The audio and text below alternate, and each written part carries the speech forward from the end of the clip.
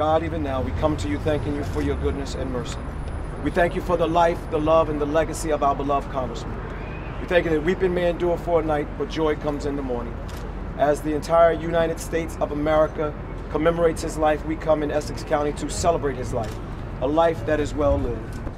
Hundreds of people gathered on the steps of Essex County's historic courthouse in Newark Monday to receive the body of Congressman Donald Payne.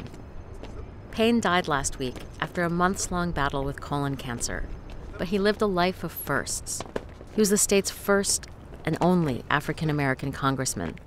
And now, he's the first to lie in state at the historic courthouse. So my brother determined that he wanted to be a member of Congress and represent this district years and years ago. And as you know, he ran for Congress twice before he was elected. But he said he was running because he wanted to give examples for young African-American kids to be able to aspire to something and be able to believe it. And he also said that he wanted youngsters to know it doesn't come overnight, that you have to be persistent about it. You have to, if you believe in it, truly believe in it, that you have to continue at it, and that's what he did.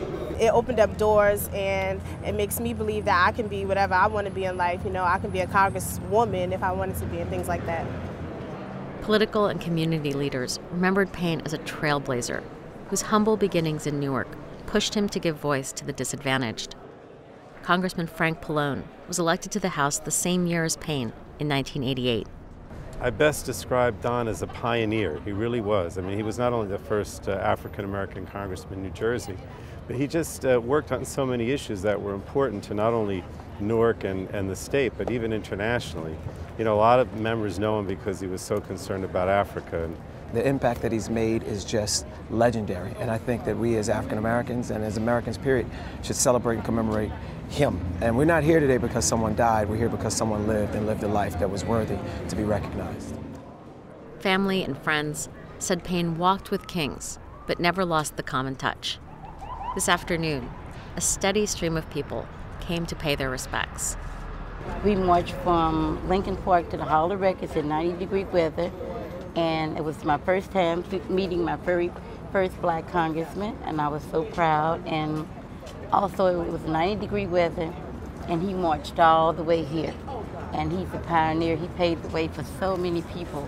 He was a gentle giant.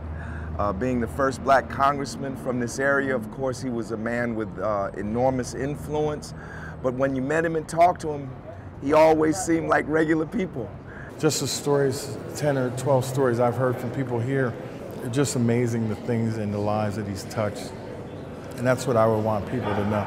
Yes, he was a congressman, and people get hung up in politics, but he was a humanitarian, and he used any vehicle he could to affect the most amount of people that he could.